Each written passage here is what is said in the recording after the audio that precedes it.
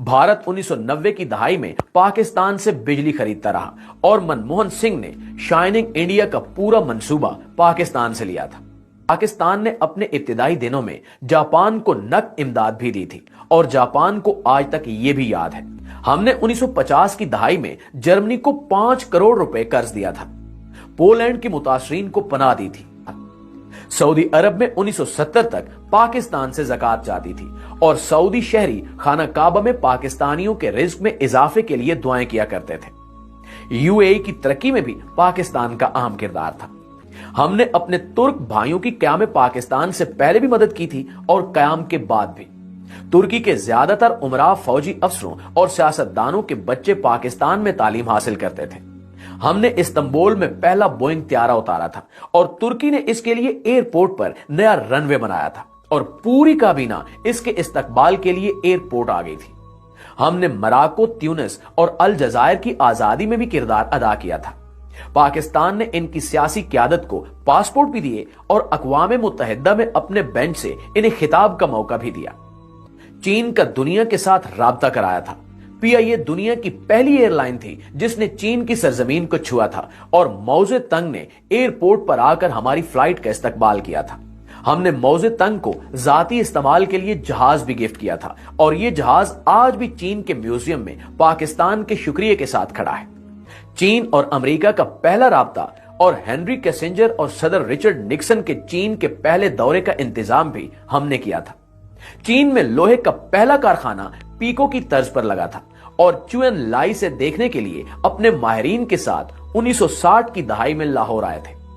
Iran की तरक्की और यूरोप और अमेरिका के साथ ताल्लुकात में भी पाकिस्तान ने इंतहाई अहम किरदार अदा किया था। शाह ईरान हर दूसरे माह पाकिस्तान का दौरा करते थे और पाकिस्तान की तरक्की को हैरत से देखते थे।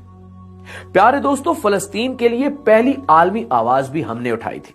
शाम, उर्दन और मिस्र की सिफारतकारी, आजादी और बहाली में भी पाकिस्तान का अहम किरदार था। इंडोनेशिया और मलेशिया की अशराफिया के बच्चे पाकिस्तान में पढ़ते थे। मलेशिया का आईन तक पाकिस्तानी वकला ने लिखा था। जनूबी कोरिया की ग्रोथ में महबूबुल हक के 5 साला मंसूबे का अहम किरदार था। मुस्लिम दुनिया के 27 मुल्कों के फौजी अफसर पाकिस्तानी अकेडमियों में ट्रेंड हुए और बाद अज़ां अपने अपने मुल्कों में आर्मी चीफ बने। यूएई के फरमारवा ज़ैद बिन सुल्तान अल नहान 1970 की दहाई तक पाकिस्तान के दौरे पर आते थे तो इनका इस्तकबाल कमिश्नर रावलपिंडी करता था। हमारे वजीर भी एयरपोर्ट नहीं जाते थे और सबसे बढ़कर 1961 में जब अयूब खान अमेरिका के दौरे पर गए तो पूरी अमेरिकी काबीना ने सदर जॉन एफ कैनेडी समेत एयरपोर्ट पर इनका इस्तकबाल किया और सदर अयूब खान एयरपोर्ट से व्हाइट हाउस खुली गाड़ी में गए और सड़क की दोनों साइडों पर अमेरिकी अवाम फूल लेकर खड़े थे और पाकिस्तान जिंदाबाद और वेलकम वेलकम के नारे लगा रहे थे। नाज़रीन, पाकिस्तान ने एक दौर ऐसा भी देखा है जब दुनिया हैरत से इसकी तरफ देखती थी और ये जर्मनी और जापान जैसे मुल्कों को कर्जे और इमदाद देता था। लेकिन फिर इस मुल्क पर एक ऐसा दौर आया जिसमें हम $1 अरब के लिए दुनिया के दरवाजे पर भिखारी बनकर बैठे हैं और दुनिया हमें गरूर और नफरत से देख रही है। एक वक्त था जब हम वीजे के बगैर पूरी दुनिया में सफर करते थे और एक वक्त अब है जब हमें अफगानिस्तान के वीजे के लिए भी कतारों में खड़ा होना पड़ता है। ऐसा क्यों हुआ? क्या हमने कभी सोचा? हमें मानना पड़ेगा कि हमने बड़ी मेहनत और जदोजहद से इस मुल्क को तबाह किया है। हमने इसकी इज्जत और वकार को एड़ी चोटी का जोर लगाकर मट्टी में मिलाया है।